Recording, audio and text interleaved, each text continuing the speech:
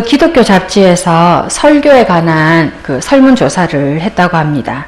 설문조사 첫 번째 질문이 당신은 어떤 설교를 듣기 원하십니까? 이렇게 질문을 했더니 첫 번째 1위가 복에 대한 설교, 하나님의 복을 많이 받고 싶다, 아마 그런 의미였던 것 같아요. 그 다음에 두 번째가 여러분들 모두가 다 공감하듯이 상한 심령에 하나님께서 위로 주시기를, 그것이 두 번째였다고 합니다. 2위. 그리고 3위가 병고침을 받는 그런 설교를 듣고 싶어 했다고 합니다. 이 기독교 잡지에서 두 번째 질문을 했습니다. 어떤 설교를 들을 때 짜증이 납니까? 여기에 대한 응답으로 1위가 회개 설교, 그러니까 회개에 대한 설교였다고 합니다. 이유가 이렇다고 하더라고요. 그렇게 꼭 집어가지고 죄를 지적해야 되나? 죄를 지적받으니까 기분이 안 좋다, 기분 나쁘다. 그리고 2위가 전도에 대한 설교, 그 다음에 3위가 헌금에 대한 설교였다고 합니다. 세 번째 질문입니다. 신앙생활에서 제일 부담되는 설교는 어떤 설교입니까? 1위가 바로 전도 설교였습니다. 그래서 사람들이 이 전도 설교를 한다는 그런 느낌이 올 때가 있대요. 언제죠? 5월달. 그 다음에 그 추수감사주일 전후로, 그런 경우가 많거든요. 그러니까 그 전도에 대한 설교를 한다는 느낌이 뭐 이렇답니다. 시간 내서 교회 왔는데 전도 설교하네. 그리고 보통 또 이렇게 총동원 전도주일 할 때는 한 주만 안 하잖아요. 보통 4주 총동원 주일 해가지고 4주에 거쳐서 목사님이 또는 3주에 거쳐서 전도 설교를 많이 하시거든요. 그러니까 지난주도 하더니 이번 주도 하시네 이러면서 잠이나 자야 되겠다, 그런 분도 계시고, 아니면 이 전도 설교 들을 바에 차라리 그냥 막 딴 생각도 좀 해야 되겠다 이러면서 눈은 목사님을 보지만 머리 이 뒤통수 쪽으로는 딴 생각을 한다는 거예요. 물론 우리 구남교회 성도님들은 안 그런 줄 압니다. 그럼에도 불구하고 전도합시다 이렇게 하면 사실은 부담을 느끼시는 분들이 많습니다. 그리고 부담이 되는 게 사실입니다. 목사님이 전도가 부담이 되다니요. 특히 그렇게 얘기하실 수 있습니까? 제가 그렇게 말씀드린 이유가 있어요. 그러니까 여러분들, 내가 전도하는 게 부담된다 하는 분들 절대 내가 믿음이 없어서 그런가 보다 이렇게 생각 안 하셔도 됩니다. 왜 우리가 영적으로 전도하기가 부담스러운가, 전도하기 어려운가 말씀을 한번 보도록 하겠습니다. 디모데후서 말씀입니다. 디모데후서 말씀, 우리 성경책을 펴보도록 하겠습니다. 디모데후서 3장 페이지 345페이지입니다.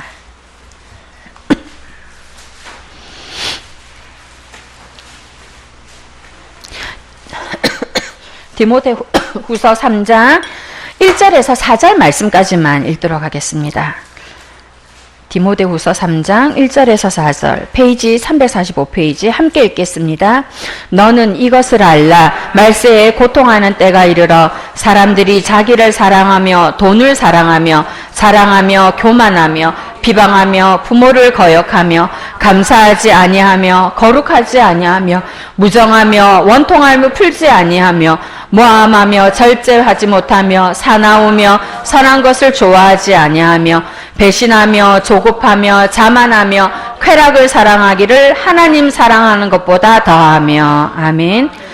세상에 지금 사람들의 모습, 세상 사람들이 이러한 마음을 가지고 있기 때문에, 세상 사람들이 하나님을 그 마음에 두기 싫어하기 때문에 하나님의 사랑을 전하는 것이 쉽지 않습니다. 자기만을 사랑하는 사람들, 또 선한 것을 좋아하지 않는 사람들, 그래서 마치 사사시대와 같이 자기 생각에 옳은 대로 그렇게 살아가는 사람들, 그리고 요즘에는 더욱더 교회 얘기만 나오면 등을 돌리는 그런 사람들에게 하나님의 사랑에 대해서 이야기하는 것이 어렵습니다. 그러나 우리가 전해야 될 이유가 있습니다. 바울을 보십시오. 오늘 이 디모데후서 말씀도 바울이 자기의 제자 디모데에게 전하는 거 아닙니까? 바울이 지금 디모데후서를 통해서 이렇게 얘기합니다. 지금 이러한 말세 때에 네가 고통하는 이러한 때에 네가 지금 이러한 사역들을 하고 있는데 참 어렵다. 그래, 이런 시대 속에서 버티며 살아가는 것도 용한데 좀 쉬어라, 이렇게 말씀하지 않았습니다. 우리 바울이 디모데에게 어떤 이야기를 했는지, 이런 말세의 때, 이런 어려운 때이지만 그러나 네가 어떻게 해야 되는지 말씀하고 계시는데, 디모데후서 4장 1절에서 2절 말씀을 읽겠습니다. 디모데후서 4장 1절에서 2절. 복음 전하기가 어려운 때임에도 불구하고 어떻게 살아야 되는지 말씀하십니다. 시작. 하나님 앞과 살아있는 자와 죽은 자를 심판하실 그리스도 예수 앞에서 그가 나타나실 것과 그의 나라를 두고 엄히 명하노니 너는 말씀을 전파하라. 때를 얻든지 못 얻든지 항상 힘쓰라. 범사에 오래 참음과 가르침으로 경책하며 경계하며 권하라. 디모데야, 네가 그렇게 버티며 살아가는 것조차 참 대단하다, 이렇게 얘기하는 것이 아니라, 디모데야, 오히려 말세이기 때문에 머지않아 주님이 오셔서 심판하실 것이기 때문에, 그렇기 때문에 네가 하나님의 말씀을 전해야 된다, 복음을 전해야 된다, 가르쳐야 된다, 권면해야 된다, 이렇게 말하고 있는 것입니다. 성도 여러분, 지금 우리가 사는 이 시대만 전도하기가 그렇게 어려운 시대가 아닙니다. 이 2000년 전에도 전도하기가 어려웠습니다.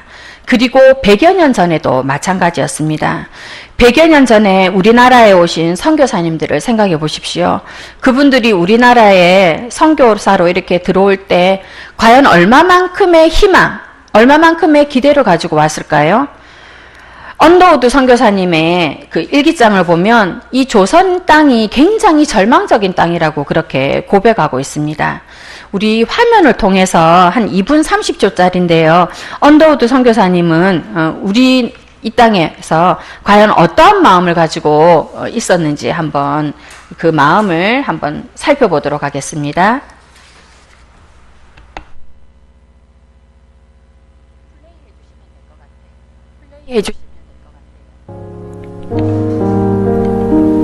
주여, 지금은 아무것도 보이지 않습니다. 주님, 메마르고 가난한 땅,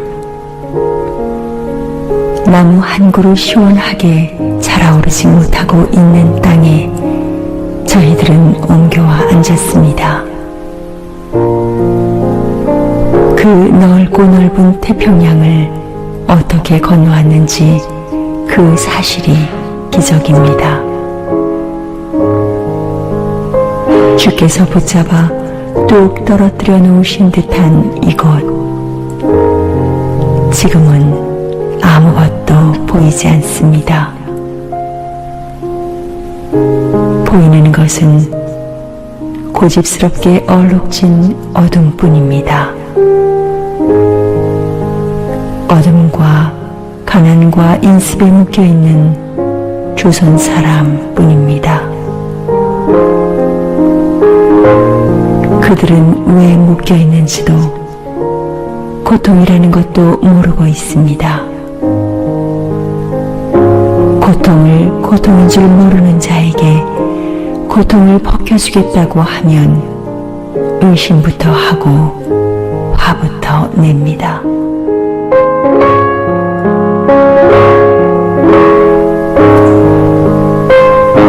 조선 남자들의 속셈이 보이지 않습니다. 이 나라 조정의 내심도 보이질 않습니다. 가마를 타고 다니는 여자들을 영영 볼 기회가 없으면 어쩌나 합니다. 조선의 마음이 보이질 않습니다. 그리고 저희가 해야 할 일이 보이지 않습니다. 그러나 주님, 순종하겠습니다. 겸손하게 순종할 때 주께서 일을 시작하시고 그 하시는 일을 우리들의 영적인 눈이 볼 수 있는 날이 있을 줄 믿나이다. 아멘. 여기까지만 보도록 하겠습니다. 여러분들, 지금 언더우드 선교사님의 기도문을 보면서 조선 땅만 그럴까 생각해 봅니다. 과연 조선 땅만, 또 조선 사람들, 그 당시에 조선의 영혼들만 보이지 않는 것일까? 여러분들 나중에 집에 가셔서 이 기도문을 다시 한번 읽어보십시오. 그러면 생각나는 영혼이 있을 것입니다. 도저히 보고 싶지만 보이지 않고, 그 고통을 벗겨주고 싶지만 도저히 그 고통을 벗으려고 하지 않는, 그런데도 불구하고 이 언더우드 선교사님은 계속해서 주짐의 그 사명을 감당하였습니다. 왜냐하면 그 영혼만 본 것이 아니라 그 영혼을 위하여 부름을 받은 자기의 사명을 보았고 바로 하나님을 보았기 때문입니다. 전도는 사실은 우리가 하는 게 맞죠. 그러나 그거보다 더 앞서 우리는 도구로 사용되어질 뿐이고 하나님께서 하시는 것입니다. 우리는 전달자입니다. 그런데 아셔야 하는 것이 있습니다. 하나님께서 우리를 전달자로 사용하실 때 어떻게 하시는가? 우리가 좋은 내용을 전달해야 되잖아요. 제가 오늘 우리 청년들한테 그 얘기를 했어요. 우리는 중개인이다. 그러면서 우리가 하나님에 대한 좋은 것을 사람들에게 소개해주는, 소위 말하는 소개팅을 할 때 그 사람의 좋은 점을 우리가 얘기를 해주려면 그 사람이 얼마나 좋은 사람인지 알아야 자신 있게 소개를 해줄 수 있다. 그 얘기를 했는데 마찬가지입니다. 우리가 좋은 내용을 전달해야 되고 또 좋은 일들을 전달하고 그분이 얼마나 좋으신 분인지 우리가 전달을 잘해야 되기 때문에 하나님께서 어떻게 하느냐면 전달자인 우리에게 은혜를 많이 주신다는 거예요.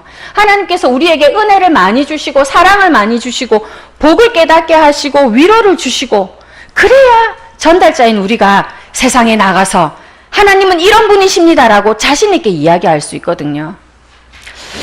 여러분들 중에 지금 은혜 가운데 있는 분들도 계실 거고 또 좀 힘든 분들도 계실 겁니다.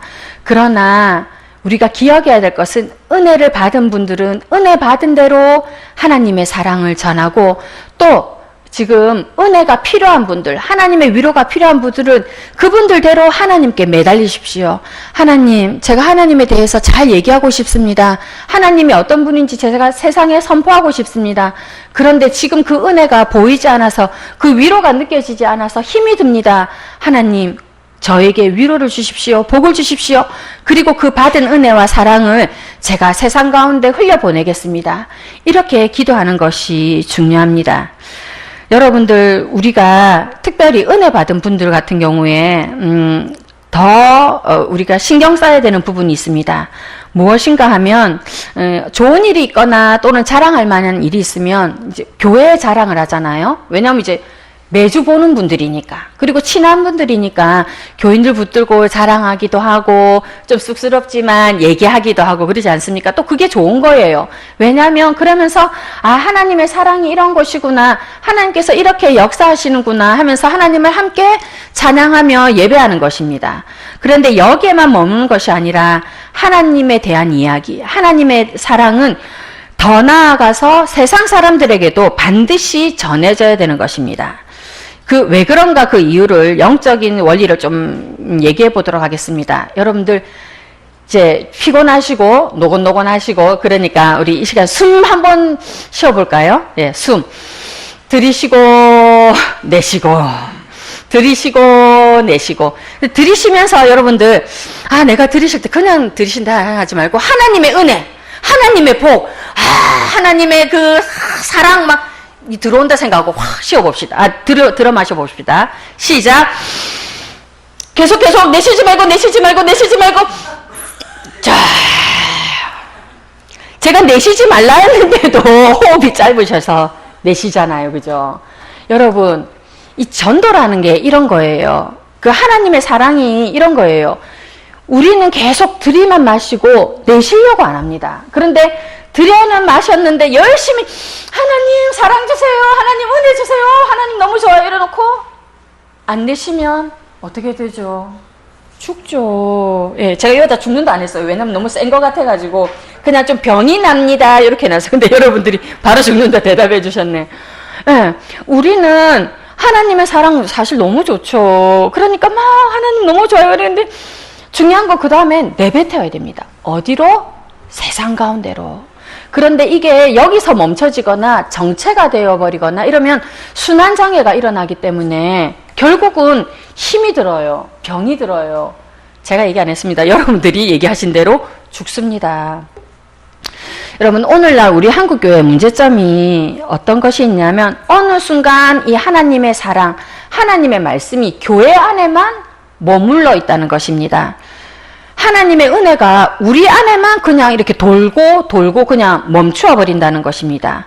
하나님의 사랑을 우리끼리만 나누면서 세상 사람들이 이제는 하나님에 대한 이야기를 듣지 못한다는 것입니다. 한국교회 역사가 뭐 100년, 150년 지금 이렇게 넘어가면서 어느 순간 일대이신 분들, 신앙 일대이신 분들 손 들어보세요. 신앙 일대. 저도 신앙 일대이기 때문에 손 들었습니다. 신앙 일대. 아유, 고생하셨습니다. 고생하셨어요. 진짜 신앙 일대 고생, 맞죠? 왜냐면 우리 목사님이 신앙 일대가 제일 고생이 많다 했거든요. 신앙 2대. 신앙 2대. 신앙 2대인 분이, 그쵸. 민기 형제 말고는 신앙 2대가 거의 없으시네요. 전도사님. 전도사님. 네. 신앙 3대. 3대. 부럽습니다. 3대. 신앙 4대. 신앙 4대. 신앙 4대. 신앙 5대. 그럼 6대까지 가는 거예요? 6대까지 가는구나. 지금 우리 이 신앙에 제가 5세대까지만 해놨는데 6대까지. 여러분, 그렇게 신앙이 1대, 2대, 3대, 4대, 5대, 6대까지 지금 이렇게 생겼지만 실제적으로는 교회가 세상 가운데에서 힘을 그렇게 내지 못하게 되었습니다. 왜냐하면 교회 안에서만 사랑하고 교회 안에서만 인정해주고 교회 안에서만 자랑하기 때문에 하나님의 은혜가 세상 가운데로 흘러가야 되는데 우리가 마셨으면 내뱉어야 되는데 우리가 그렇게 하지 못하기 때문에 이 순환장애가 일어나서 교회가 힘을 잃어버리는 그런 상황이 되었습니다. 여러분, 그 순환이 안 되면 어떻게 합니까? 따죠. 제가 참 잘 따거든요, 이거. 그리고 어떤 경우에는 억지로 구역질을 하는 경우도 있습니다. 그렇게도 이게 토해내고 이거를 따야지만 체증이 풀리는 거예요. 그런데 오늘날 많은 교회들이 이 체증을 느끼고 있음에도 불구하고 제대로 뱉어내지 못해가지고 계속해서 이런 순환장애를 겪고 있고 그럼에도 불구하고 욕심은 욕심대로 생겨서 계속해서 하나님의 사랑만 받으려고 하고 그것을 전하지 않는 그런 상황에 놓여져 있는 것입니다. 저는 여러분들이 하나님의 사랑이나 하나님의 위로, 하나님의 은혜를 정말 많이 받았으면 좋겠어요. 정말 많이 경험했으면 좋겠어요. 그리고 해야 되는 게 그것을 잘 전달하는 여러분들이 되었으면 좋겠다라는 생각이 듭니다. 찬송가, 특히 우리 여자 권사님들, 여자 집사님들이 좋아하는 찬송가가 있어요. 찬송가 442장. 네. 저 장미꽃 위에 있을. 네. 한번 화면 보여주세요. 1절하고 3절 한번 찬양해 보겠습니다.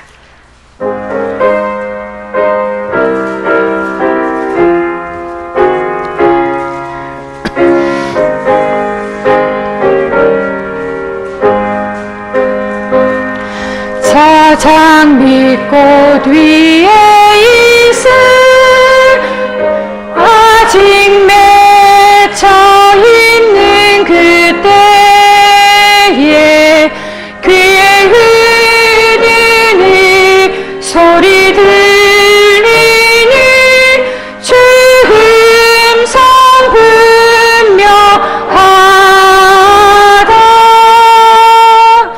주님 나와 동행을 하면서 나를 친구 삼으셨네. 우리 서로 받은 그 기쁨은 알 사람이 없도다. 3절 밤 깊도록 동산 안에 주와 함께 있으려 하나 괴로운 세상에 한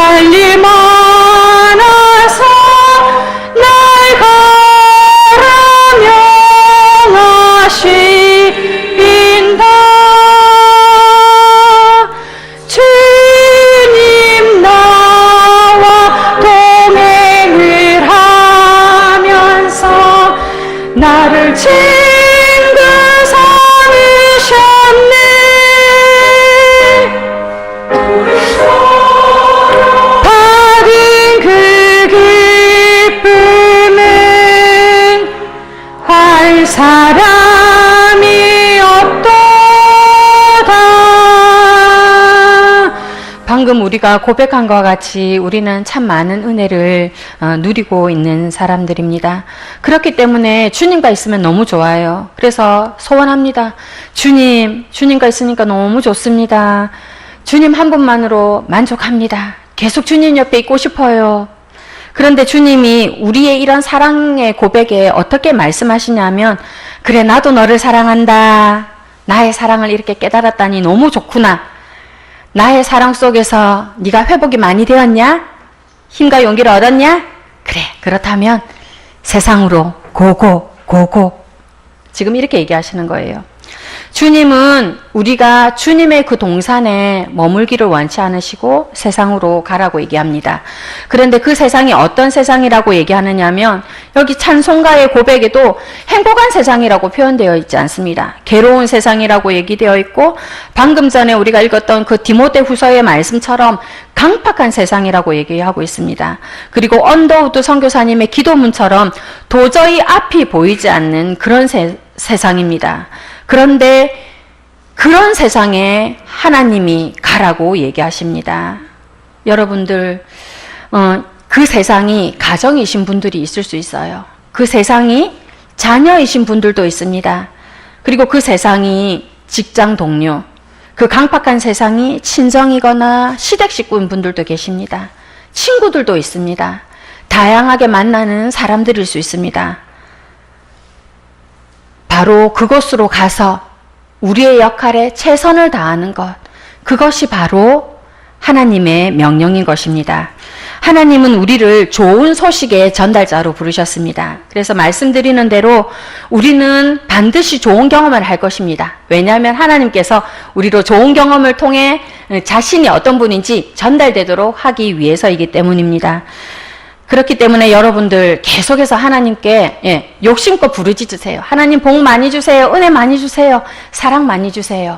그러나 그것 이후에 또 우리가 그만큼 해야 될 책임과 의무가 있다는 것을 꼭 기억했으면 좋겠습니다. 여러분들 그 전도에 대한 이야기를 제가 조금 추상적인 부분을 했는데 좀 구체적으로 얘기를 해볼게요. 하나님의 사랑, 하나님의 복, 하나님의 은혜를 어떻게 그러면 이야기할 수 있는가? 그 강팍한 사람들에게 고통을 벗겨주려고 하지만 도저히 그 고통을 스스로가 계속 붙들고 있는 그 사람들에게 어떻게 전할 수 있을까? 제가 이런 경험을 자주 합니다. 부교육자이니까 아마 그런 것 같아요. 여러 교회를 이렇게 다니잖아요. 그러면 이제 성도들하고 식사할 기회가 있는데, 특별히 제가 온 지 얼마 안 됐을 때 이제 식사 대접을 하시는 분들이 꼭 이런 얘기 하십니다. 목사님, 제가 이제 식사 대접을 좀 하려고 하는데요. 여기 오신 지 얼마 안 돼가지고 여기 잘 모르시죠? 제가 좋은 곳을 알려드릴게요. 하면서 그때부터 그 식사하러 갈 장소에 대한 이야기를 합니다. 어떻게 하냐면 약속을 이제 잡았어요. 뭐 몇 월 며칠 또 몇 시에 갑니다 하면 그때부터 식당 이름, 식당 위치, 식당 메뉴, 맛, 종류, 그리고 주차장, 인테리어, 어떤 분들은 화장실이 좀 잘 되어 있는 데는 화장실 자랑, 사장님 자랑, 직원이 얼마나 친절한지. 그분들이 이제 이렇게 식사 대접을 하면 제가 그 자리에 앉잖아요. 교육자들이 그 자리에 앉고 교육자들이 자리에 앉아서 숟가락을 놓으면서도 목사님 여기 오시니까 어떠신 것 같아요? 얘기 들어보시니까 괜찮으신 것 같죠? 예, 인테리어도 좋고, 예, 깔끔하네요. 이러면, 맛은 더 좋습니다. 이러면 그때부터 쭉. 먹으면, 목사님 맛 어떠세요? 기가 막히지요? 여기 모신다고 이제 제가 신경 많이 썼습니다. 여러분, 전도를 그렇게 하시면 됩니다. 하나님의 은혜를 맛보았으면, 그 맛보신 그대로 얘기하시면 됩니다. 이게, 식사 대접하시는 분들이 맛집이면 맛집일수록 더 멋있게 자랑해요. 너무 칭찬을 많이 해요. 근데 중요한 거는 그 사장님들은 모르더라고요. 사장님들은 정작 우리 교회 집사님이나 장로님들이, 그 권사님들이 이렇게 식사 대접하면서 자기 집, 자기 식당을 그렇게 자랑하고 칭찬하는지를 잘 모르시더라고. 그런데 본인이 맛있으니까, 본인이 경험해보니까 너무 좋아서 끝날 때까지, 사실은 끝나고 나서도 목사님 어땠습니까? 얘기 좀 해줘 보이소. 그럴 때가 있어요. 전도하는 여러 방법들이 있습니다. 여러 방법들이 있는데 여러분들 맛집 자랑하듯이 따라해 봅시다. 맛집 자랑하듯이.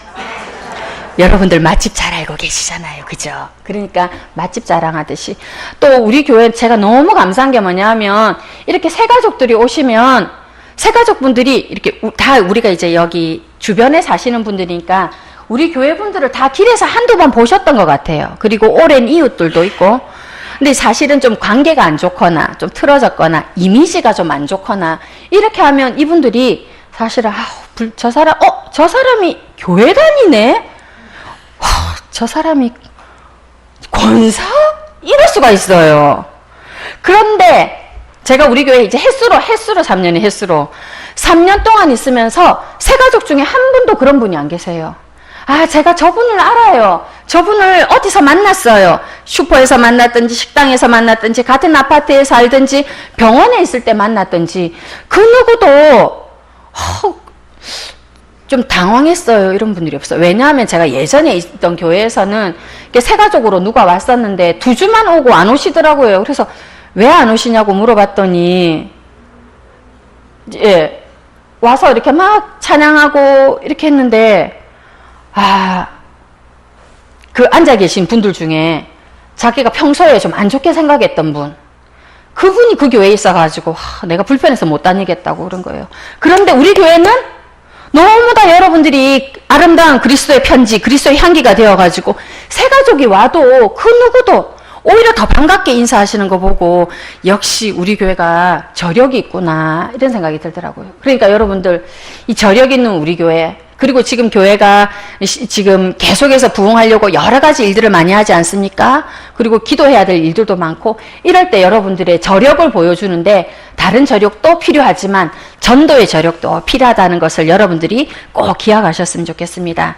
오늘 본문에 그 예수님께서 거라사 지역의 광인의 그 귀신을 쫓아내는 그런 이야기가 나옵니다. 근데 이 사람도 이 얘기를 했어요. 예수님께서 이렇게 저를 치유해 주시고 능력을 베푸셔서 귀신의 권세에서 해방시켜 주셔서 감사합니다. 그런 예수님을 제가 따르겠습니다. 예수님과 함께 있겠습니다. 그랬는데 예수님께서 어떻게 말씀하셨는지 우리 누가복음 8장 39절 말씀, 오늘 본문으로 돌아와서 예수님께서 어떻게 말씀하셨는지 보도록 하겠습니다. 누가복음 8장 39절 말씀,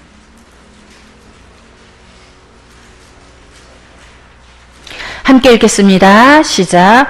집으로 돌아가 하나님이 내게 어떻게 큰 일을 행하셨는지를 말하라 하시니 그가 가서 예수께서 자기에게 어떻게 큰 일을 행하셨는지를 온 성내에 전파하니라. 예수님이 지금 치유받은 자에게, 그리고 자신을 따르겠다고 한 이 광인에게, 이전에 광인이었던 사람에게 네가 할 일이 있다. 너는 여기서 할 일이 있다. 집으로 돌아가서 하나님께서 너에게 하신 일을 다 말하여라. 근데 이 말씀을 받은 사람, 이 사명을 받은 사람이 어떻게 하느냐면, 말씀을 보시면 집에만 전하지 않았습니다. 집안 식구에게만 전한 것이 아니고 친척에만 전한 것이 아니고 온 성내, 온 마을을 두루 다니면서 전하였고, 하나님에 대한 이야기뿐만 아니라 예수님에 대한 이야기, 자기가 만난 예수님에 대한 이야기, 능력을 베푸신 예수님에 대한 이야기를 지금 전하였습니다. 아마 사람들이 처음에는 이 광인의 이야기를 듣지 않았을 거예요. 왜냐하면 오늘 본문의 얘기대로 이 사람은 오랫동안 옷을 입지 않고 다닐 정도로, 그리고 고함을 지르면서 어쨌든 공동체에 있지를 못하는 사람이었거든요. 처음에는 아마 무슨 또 헛소리를 하나 싶었을 겁니다. 그러나 계속해서 그의 이야기를 들어보니 그에게서 귀신이 떠난 것을 깨닫게 되었습니다. 더 이상 이 사람이 귀신의 세력에 사로잡힌 자가 아니라는 것을 알게 되었습니다. 그 사람이 변화된 모습을 이 사람들이 본 것입니다. 어쩌면 우리도 이전에 이 거라사 지역의 광인과 같은 그런 사람들이었습니다. 어둠의 세력에 매여있던 사람들이 바로 우리들이었습니다. 그러나 주님의 은혜로 완전한 자유의 사람이 되었습니다. 그리고 우리는 어쩌면 이 사람보다, 이 광인보다도 지금 더 많은 은혜, 더 많은 위로를 느끼고 경험하고 있는 사람들입니다. 그러면 우리는 어떻게 해야 되겠습니까? 하나님께서 우리에게 많은 은혜를 주셨고 지금도 주고 계시고 앞으로도 주실 것입니다. 그렇다면 이 받은 은혜 우리 안에만 머무는 것이 아니라, 우리 교회 안에만 머무는 것이 아니라 세상 밖으로 흘려보내는 여러분들 되었으면 좋겠습니다. 기도하겠습니다. 하나님, 이 시간 부끄러운 기도일 수도 있겠지만 그러나 하나님이시기 때문에, 나의 아버지이시기 때문에 간구합니다. 하나님, 우리가 하나님을 정말 멋지게 사랑하고 싶습니다. 하나님의 사랑과 하나님의 은혜, 하나님의 위로를 정말 많이 사랑하고 싶습니다. 그러기 위해서는 하나님, 우리를 더 많이 사랑해 주시고, 우리를 더 많이 위로하여 주시고, 우리를 더 많이 품어 주시옵소서. 이 시간 우리가 다짐할 수 있는 것은 그렇게 받은 하나님의 사랑, 그렇게 받은 하나님의 은혜와 위로 결코 우리 안에 가두지 않겠습니다. 정체시키지 않겠습니다. 반드시 세상 가운데로 흘려보내겠습니다. 하나님의 그 하나님 되심이 나를 통하여서 자녀들에게 흘러가게 하시고, 또 교회에 흘러가게 하시고, 무엇보다도 세상 가운데 흘러갈 수 있도록 은혜 베풀어 주시옵소서. 예수님의 이름으로 기도합니다. 아멘.